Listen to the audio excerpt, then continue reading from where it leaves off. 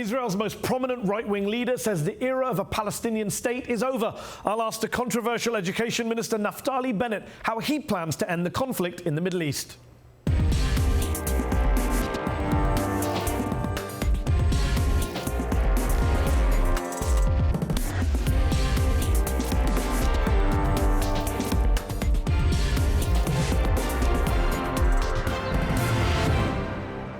I'm Mehdi Hassan, also on the show. Famine, civil war, and maybe even genocide. I'll ask the woman known as the mother of South Sudan, the world's youngest country, whether it was a mistake to declare independence. But first, he's been called the face of Israel's new right wing. Former settler leader turned government minister Naftali Bennett opposes a two-state solution and says Israel should just annex up to 60% of the occupied West Bank in defiance of international law. With Donald Trump saying he doesn't mind if there's a one-state or a two-state solution, is the Israeli hard right now in the ascendancy? This week's headliner from Jerusalem, Israeli Education Minister Naftali Bennett. Naftali Bennett, thanks for joining me on UpFront. You said the election of Donald Trump is an opportunity for Israel because the era of a Palestinian state is over. President Trump said last week he doesn't mind the idea of a one-state rather than a two-state solution. Is that your view too? Well, there already exist two states for the Palestinians. One in Gaza, a full-blown state run by Hamas, and the other is Jordan, where 70% of the citizens are indeed Palestinians. So the discussion is whether we need a third Palestinian state smack in the heart of Israel, and the answer is no. We need to strengthen Israel and create regional peace based on a common interest, which is to fight against radical Iran, which is out to create a hegemony in the region. Well, of course, no one in the world agrees with you that Gaza and Jordan are Palestinian states. In fact, the United Nations says Gaza is still officially occupied by Israel. But let's just focus on this one state that does exist right now in that area, specifically the state of Israel, which you're a minister of, representative of. Isn't the real question that if there is just one state left standing in that particular patch of land, should it be a state in which Jews and Palestinians live side by side as equal citizens, or should it be a state in which Jewish citizens are privileged over Palestinian citizens, while millions of other Palestinians remain under occupation without a right to self-determination? Well, first of all, I beg to differ. In Gaza, we did everything by the book. We pulled back to the 67 lines, pulled out our military, pulled out and expelled our people, and handed it over to Abu Mazen. They today have a state there. They decided to shoot tens of thousands of rockets on Israelis, and we fight back. Israel will not tolerate terror states. Likewise in Jordan, 70% of Jordanians, while you dispute that, that's a fact, or you don't like it, but that's a fact. Regarding Israel, Israel is perhaps the only true democracy in the Middle East where we have about 1.8 million Arabs, including a Supreme Court justice, including 13 Arab members of Knesset. I don't see any Jewish members of Knesset in any Arab Muslim countries. So just on that point, Israel, we have a full, vibrant democracy which will on the democratic point, Israel is a democracy, of course, for some people. Of course, Israel also rules over 3 million Palestinians in the occupied West Bank. For 40 years, you've ruled over millions of people who have no vote whatsoever to control their lives. How are you democratic when you're not giving them a vote? And I believe your plan now is to annex a chunk of the West Bank, I think 60% of the West Bank. That's how you want to supposedly end the conflict. And yet you'll leave millions of people again without a state, without self-determination, without a government of their own, without nationhood. You should do your homework. We've been there 50 years, not 40 years. They do vote. They vote for the Palestinian parliament. They voted in 2006. Abu Mazen decided not to hold more elections.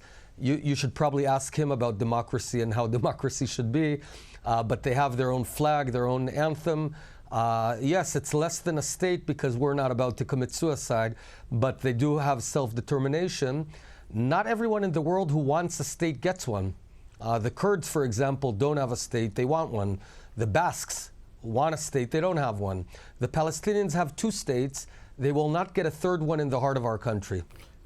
You're right about that. It is coming up to a much longer period. It's the longest military occupation in the world. Thanks for reminding me of that. In terms of peace plans, you've said on record, quote, just wishing a plan doesn't make it real. But isn't that exactly what you do when you wish for a solution? 60% of the West Bank annexed by Israel in violation of international law. That's wishing a plan that will never happen. The Palestinians will never agree to that. They haven't agreed to occupation all these decades. They've been resisting occupation all these decades. Why would they change now, especially when Israel is increasingly isolated on the issue of occupation? You've got a mistake. We're not isolated at all. Israel's commerce and export has tripled itself over the past 12 years. BDS started in 2005, the supposed BDS. We've tripled our commerce. We've got a 6% growth, the biggest high-tech in the world. 15 after countries in the Silicon Security Valley. Council just passed a resolution. 14 of them voted against you, and America abstained. Not a single country voted with you. The EU, the UN, the Russians, the Chinese, the US, they all view this as an illegal occupation and illegal settlements. You are completely isolated on the issue of occupation and settlements. You know that, Naftali. No, quite the contrary. I think we've had endless Security Council resolutions against Israel, but Israel continues to be the strongest and growing force in the Middle East. If I were the Arabs, I'd focus on finding a way to work together with Israel against Iran, Hezbollah, who seem to be taking over much of the Middle East. If the Arab countries, the Sunnite countries, don't want to be butchered by their Shiite neighbor, they ought to cooperate with us. This is a mutual interest. Okay. We need to work together against the big menace. We're not about, let me be very clear though. Hold on. We are not going to give up our tiny piece of land. It's not going to happen, so get on with it. Okay, so rather than play kind of divide and rule where you turn Sunnis against Shias and vice versa, let me ask you about what Israel is doing. I had senior spokesman for Hamas, Osama Hamdan, on this show a few weeks ago, and he actually said basically his organization will be willing to live with a Palestinian state in the West Bank alongside Israel. You say a flat no to that, which means you're basically more uncompromising now, more extreme than Hamas is. The Israeli government has a more extreme position than Hamas. Wow.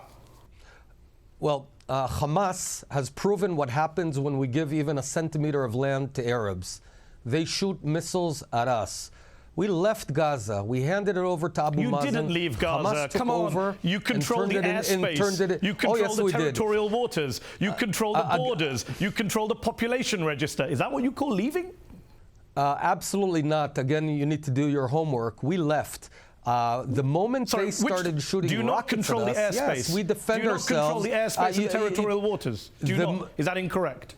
The moment we left Gaza, I'll take that as we handed over the keys to them. We did not seek to control of anything. But make no mistake, Israel will always defend itself against terrorist neighbors. Now, it turns out that every time you give Muslim Arabs a chunk of Israel's land, they turn it into a terror base. We're not going to let that happen. Now, I served in the Israeli military as a major in a commando unit. I lost friends. There's no one wants peace more than me, but peace will be achieved by strength, not by carving out our tiny country and handing it over to our enemies. You're not carving out your own country. You're withdrawing from occupied territories, which everyone in the world, including Israel's own Supreme Court, regards as occupied territory. That's the problem. You can't carve out stuff that's not your own. Mahdi, I guess what you need to do is go back and change the Bible. You need to change the narrative of the Bible because it's all there. And I assume is Israel a theocracy? All Muslims, is Christians, Israel now a theocracy? and Jews. Is it a religious state? I assume. Why are you quoting the Bible to me? I'm quoting the Supreme Christians, Court Muslims, of and your Jews. country.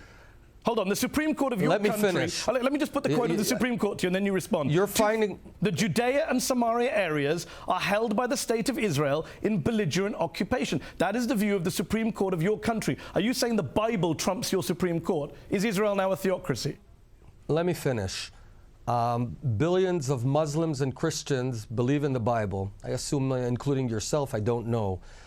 If you want to say that our land does not belong to us, I suggest you go change the Bible first, come back and then show me a new Bible that says that the land of Israel doesn't belong to Jews. Okay, so now, if it's very convenient for you to sort of shove that away, that's fine. I'm not shoving anyway. You've made your religious education point. You're right. Yeah. Go on. Okay, thank you. Regarding the Supreme Court in Israel, that's a political decision. It's true that in 1967, we released Judea and Samaria from an occupied status of Jordan. Jordan never owned Judea and Samaria.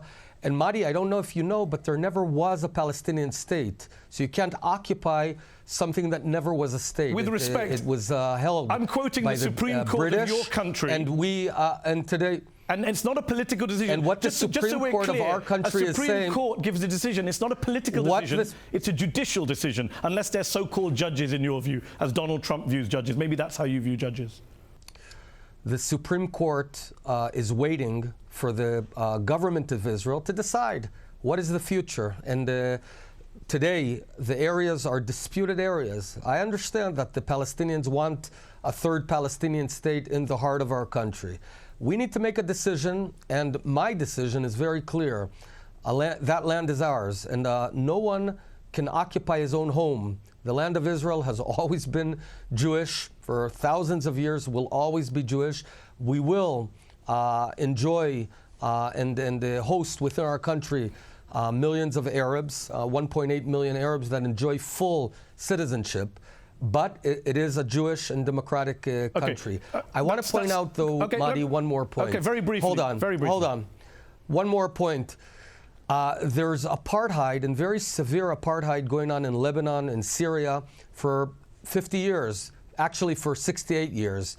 The descendants of Palestinian refugees from 1948 have no status there. They're not citizens. They're not even residents. Yep. They can't work in the government. Can't become lawyers. Can't buy a piece of land. Come on this show, I would expect. I asked questions of those governments. You're representing Israel. If you really want to talk about apartheid, you know very well that leading South Africans like Desmond Tutu have accused Israel of practicing apartheid. You know that. You brought up the A word, the apartheid word. Desmond Tutu has said when he went to the West Bank, it reminded him of apartheid South Africa. You know that. I would suggest that we join forces, the Arab world and Israel, to solve the Palestinian refugee problem in the place they live already, in Lebanon, even though international in Syria, law guarantees in Jordan, them a right to all return. across the Arab. Let me ask you this. And let me point out one more thing, because you seem to be, hold on, no, you mentioned it, I'll point this out. In the 1948 war, 650,000 Jews were kicked out of the Arab countries. But we don't go on whining for 68 years. That we took them into Israel, gave them citizenship. So Palestinians under occupation are whining. Why can't the Arabs once and for all take care of their own brothers and sisters? We, the Jews, did it.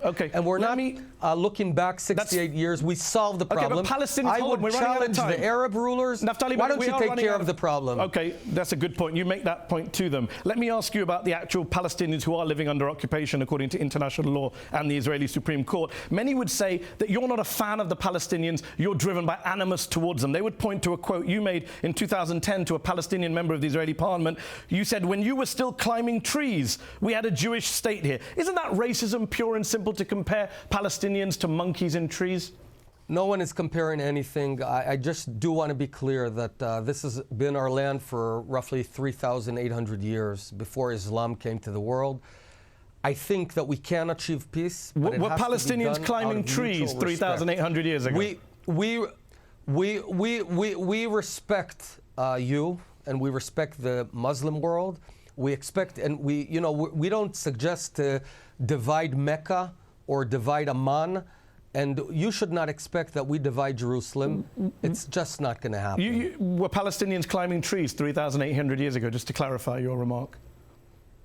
No, they weren't, but I see it's a pretty great racist deal of statement. Disrespect. We have our capital of Jerusalem. I see you're very feisty today, and that's okay. You're doing your job. But the way to achieve long-standing peace is to respect each other. I respect our neighbors. The moment they lay down their arms, there will be peace in the Middle East. One final question before we finish.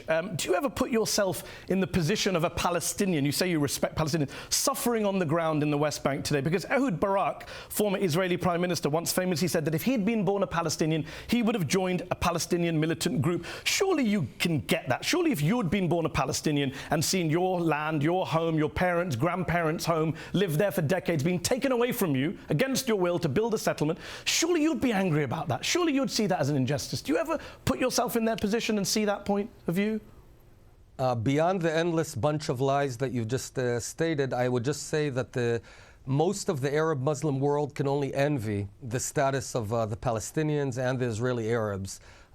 You know, it's I wasn't talking about Israeli nice Arabs. I was talking about Palestinians in the West Bank. World. Can you put yourself in the position of a Palestinian in the West Bank who has his home taken from him? Just a simple question. No politics aside, religion aside, as a human being, can you see how that would make you feel if you had been born a Palestinian in a village in the West Bank and lost your home? It's a very simple question. So give me, I challenge you now and after the program, give me the name of one Palestinian who was living in a home and had his home taken away from him. That is a flat lie. I challenge you. There have been hundreds of evictions of families in last year alone. I want to know whose home. Last year alone, there have been hundreds of evictions of Palestinians. Only an illegal building. Also in Israel, if you build illegally, you take your home away. Naftali Bennett, your government just passed a law to retroactively legalize land. Give me a name. Then why did you pass a law to retroactively legalize land you took from the Palestinians? Don't get all worked up. I'm asking, just give me a name of one family where Jews came and got into their house. That happened in Morocco, it happened in Libya, it happened in Egypt. We've run out of time. You have no empathy for Palestinian suffering in the West Bank. You have no empathy for Palestinian suffering in the West Bank. I have a lot of empathy. No. Quite the contrary. I have a lot of empathy. I live side by side with the Palestinians. No one's going anywhere. We're here to stay. They're here to stay. We have to find a way to live together. It's not going to be, though, Mahdi, by coming up with lies. It's going to be by mutual respect. We'll find a way to make peace. It's going to happen. Naftali Bennett, thanks for joining me on UpFront.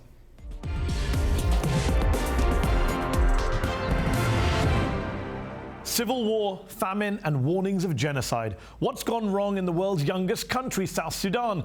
2 years after it gained independence in 2011, a civil war erupted between supporters of the current president and the Sudan People's Liberation Movement and his former vice president. My guest today is the widow of John Garang, the founder of the SPLM, and is considered by many to be the mother of South Sudan.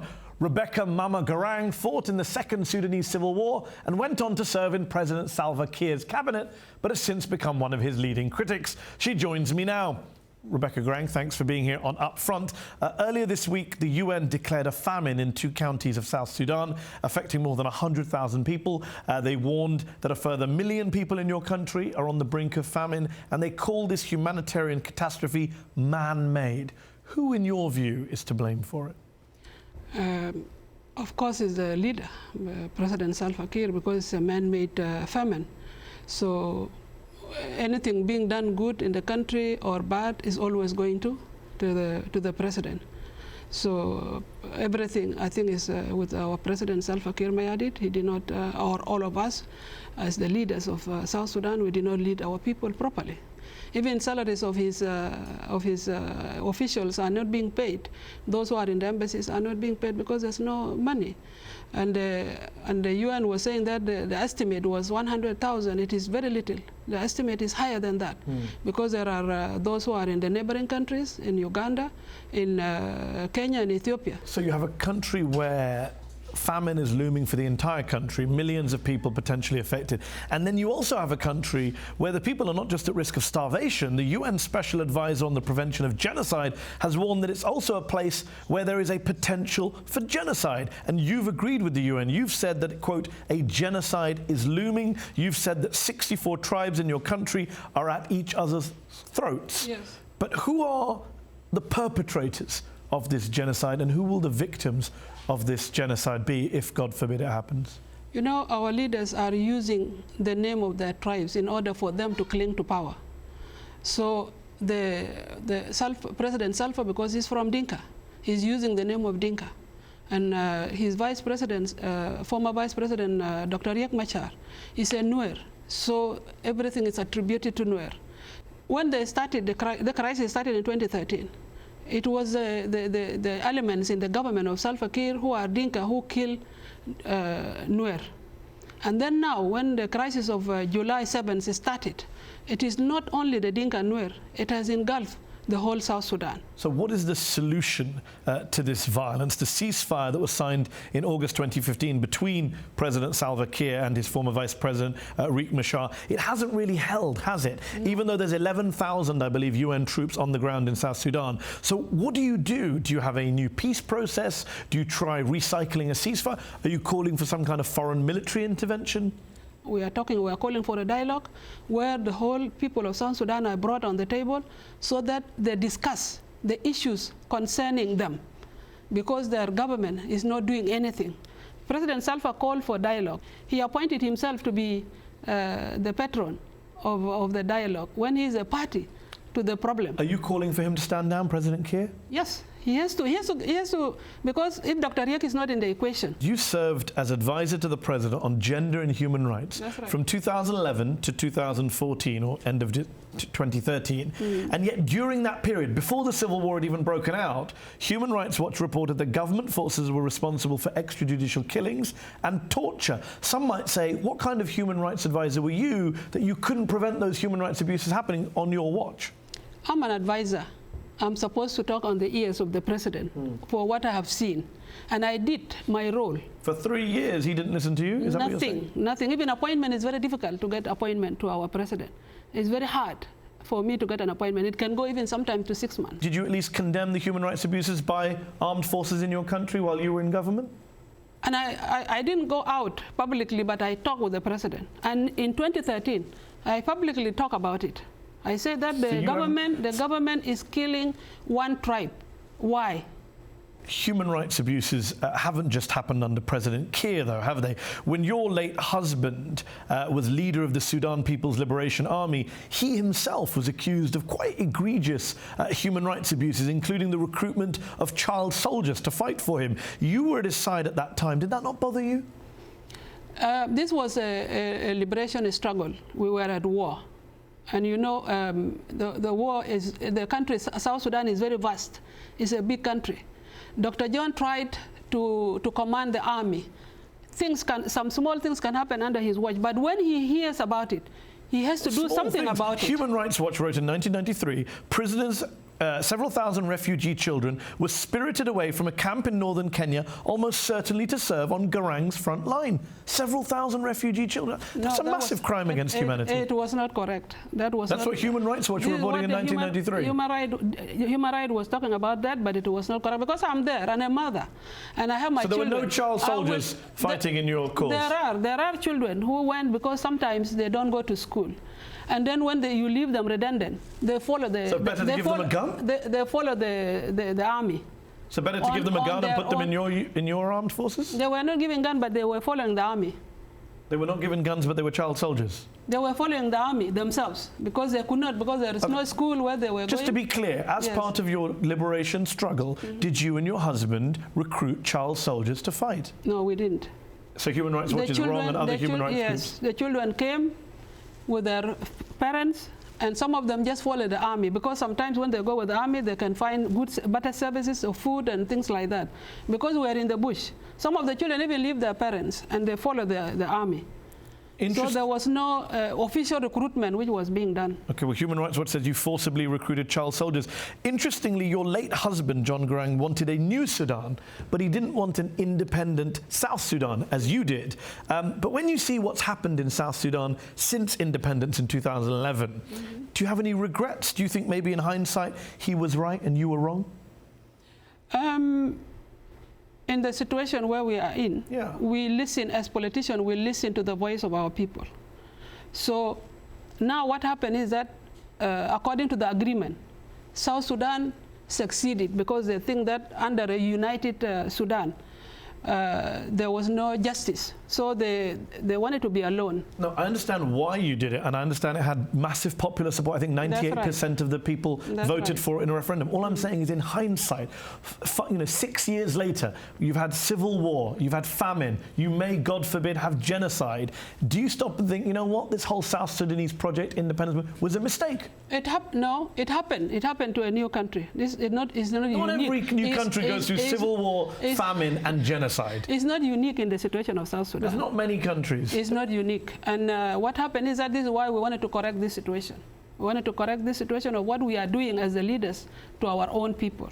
We'll have to leave it there. Rebecca Garang, thank you for joining me on the show. That's our show. Up Front will be back in April.